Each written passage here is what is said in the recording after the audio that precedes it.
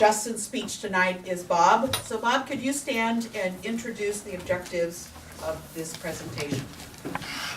Thank you, Madam Toastmaster. Justin's speech is going to You Can Write a Book. And this speech is going to be used to inspire us with some potential, some self-actualization.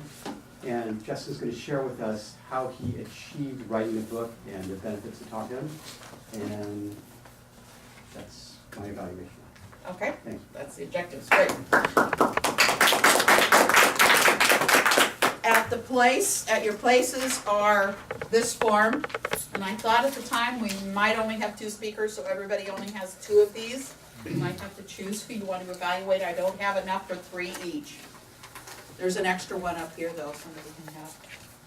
Please fill those out for the speakers if you so choose, and then make sure they get them at the end of the meeting. As announced by the evaluator, Justin's presentation is titled, You Can Write a Book. So please help me welcome Justin Mendez. You can write a book, and that you should. Justin Mendez.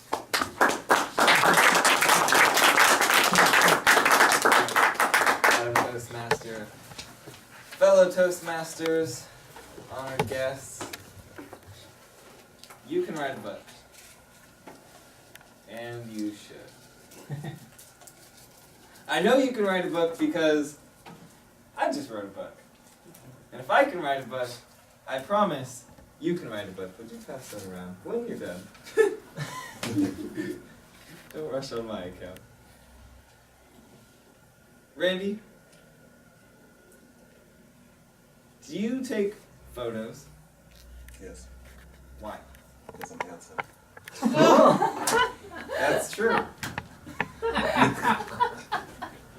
That was the correct answer. Ladies and gentlemen, good night. You should never criticize me for telling jokes. The reason I'm asking if Randy takes photos is because we all take photos, right? Yes. And it's because we want to remember the good times. Sometimes we want to remember the bad times. We want to remember the hardships that we've been through. But we also take photos because we want to have something to leave behind. I want you to write a book because I want you to leave something behind. Because I know that every single person in this room has something worth leaving behind. Eddie, I know you have reasons to write a book. I know there's a book floating around in that brain of yours. I know it. I know it because I've had conversations with you. I know it because every single one of you is an individual who has had special times in your life. And I know it because no matter what, no matter how many times each of us walks down the same street that every other one of us has walked down, you can never see it from the same 2 eyes that the other person saw it from. Every single one of us has a unique perspective that nobody else could possibly even try to grasp without us telling it. And that's why you should write a book. Now, you can write a book. It's so easy. I'm telling you that because I know. Because I wrote a book. And let me tell you something. People think it's a big deal. Other people who haven't written books think writing a book is a big deal. In a lot of ways it can be, and it feels really good. But I'm telling you, it was one of the easiest things I've ever done. So here's what we're going to do. Flip your evaluation form over.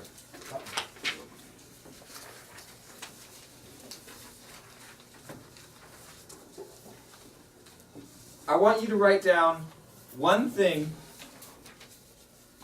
that if you could share with your, I'm just going to guess the average age of the person here and say that we're all older than 20. So if there's one thing you could share with your 20-year-old self, what would it be? Or with the 20-year-olds of today, what would it be? Write it down. Just one thing, quickly. I don't have much time here.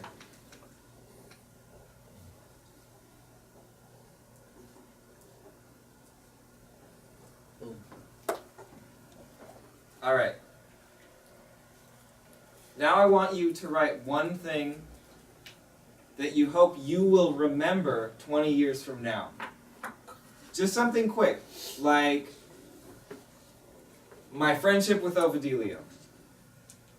Or the time I was running down to catch a BART train and looked up and saw Randy and yelled, "Hey, Randy!" We'd never even really talked before. One moment that for some reason you want to remember 20 years from now.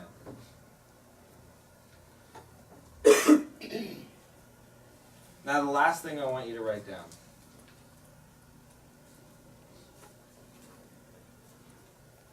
Something that you see a certain way that no one else could see that way.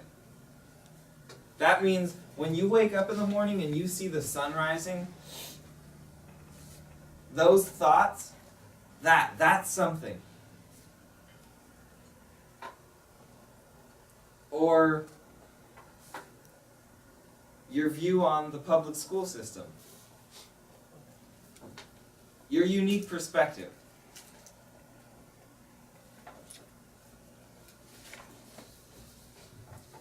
Who wants to share one?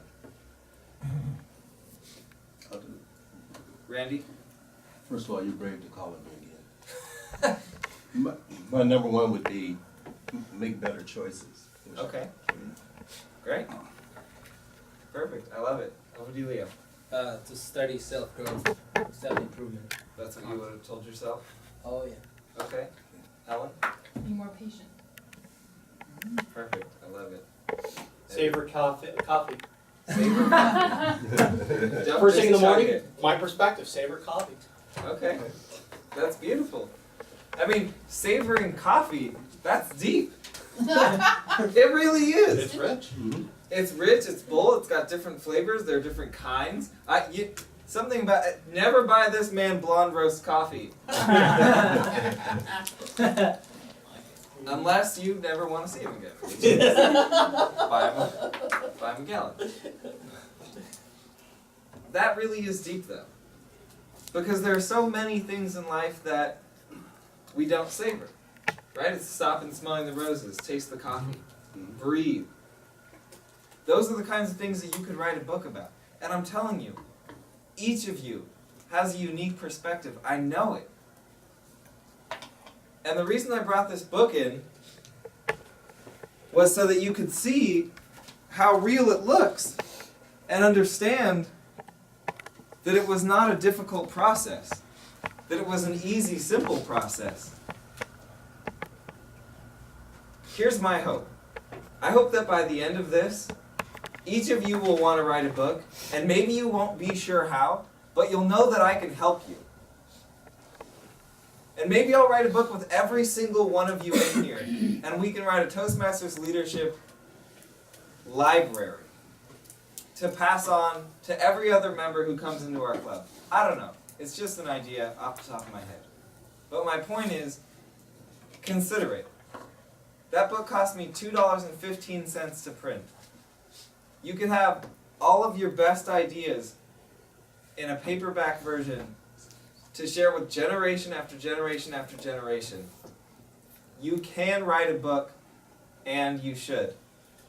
Madam Toastmaster. Thank you very much, Justin. Timer, could you give us 2 minutes for comments to be written? For those who are writing comments.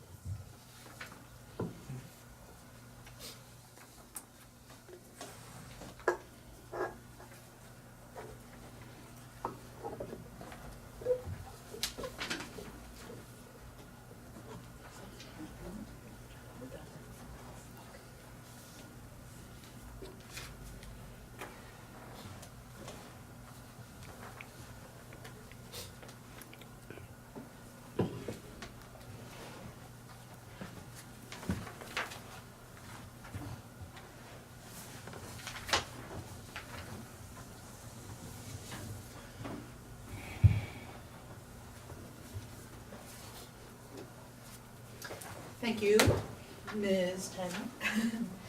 And at this time, I'd like to invite our evaluator for Justin's presentation, Bob DiMichele, to come forward and present his evaluation.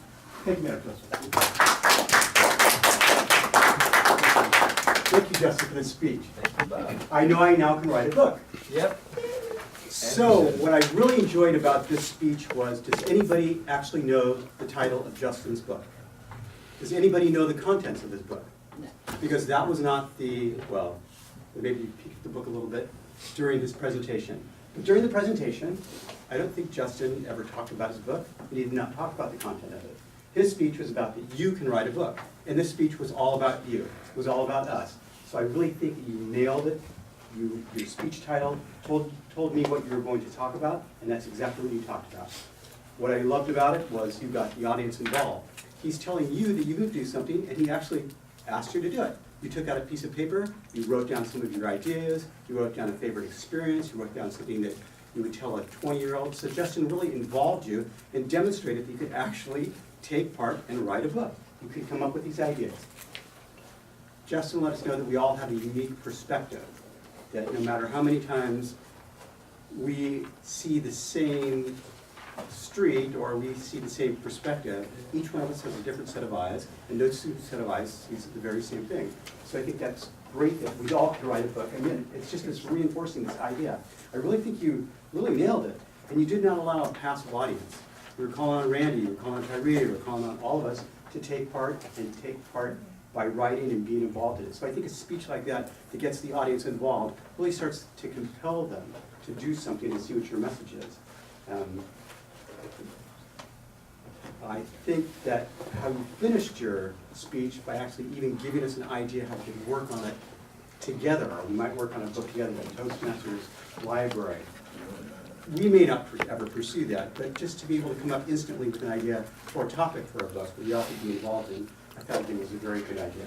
So Justin, I think when you told me that 3 minutes beforehand that you were going to give a speech about you can write a book, and you presented a book to me, I thought you were going to talk entirely about your book, and it was great that you didn't. It was great that you told us all about what we could do, because that really was the function of the speech. You can write a book, and I think I can.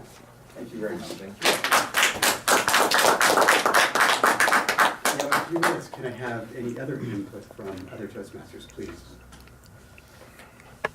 Yes. As I've already shared with Justin, thank you, Bob, Okay. the sense of organization was lacking. You and I've had that, so I'm not saying anything new. Needs to be recognized. The thing that I did like, though, you started out strong, you kind of wound down into a California mellow, and then came back a little strong with you can write a book, that whole declamation of what it is, that action of being able to write.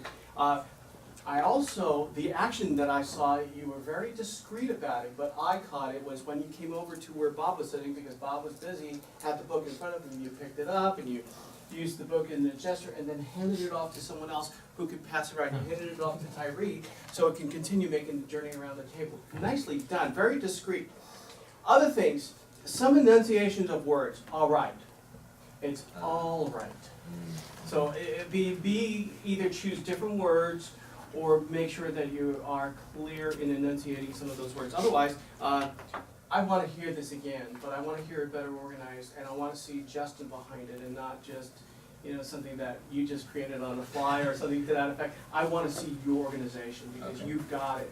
I need you to bring it. Okay, Thank you. Justin, I also appreciated the fact that you involved the audience and made us think a little bit more than just kind of talking to us and saying you could write a book. You actually gave us some ideas of ways we could. In regards to the organization, I agree with Eddie that it seemed to be a little jumbled and you kind of repeated yourself. If you want to do a speech that is a little bit off the cuff, what you have to think of in those moments before you speak is, these are my 3 main points. And pick 3 things that you want to accentuate, and that will help that organization so that you know, and even if it's just a piece of paper that sits down on there and you say, okay, first thing is experiences, the second thing is this, The third thing is this. All of a sudden the organization comes together and then you don't end up repeating yourself throughout the speech. Thank you, Paula. Yes, Randy? Thank you, Paul. Oh. Your name's not Randy. Thank you. I agree with everything that's been said, to cut it short. I would just want to add that in that speech, it's actually a good number 10 speech if you hash it out more. What I want to learn a little bit about is the experience that you went through in writing your book so that I could relate to that. I understand that you probably felt pretty good about it and it went pretty easily, and you gave me some great ideas to try, but I'm not really sure if I can do it. But hear more about your experiences and how long it took you and some of the ups and downs, I think that would be inspirational to me. Thank you, Randy. Thank you. Harry, That would- red light. Go ahead. Thank you very much, Justin. It's been a pleasure. I think we can share some other insights with you during the break. Thank you. I told you. And thank you. That's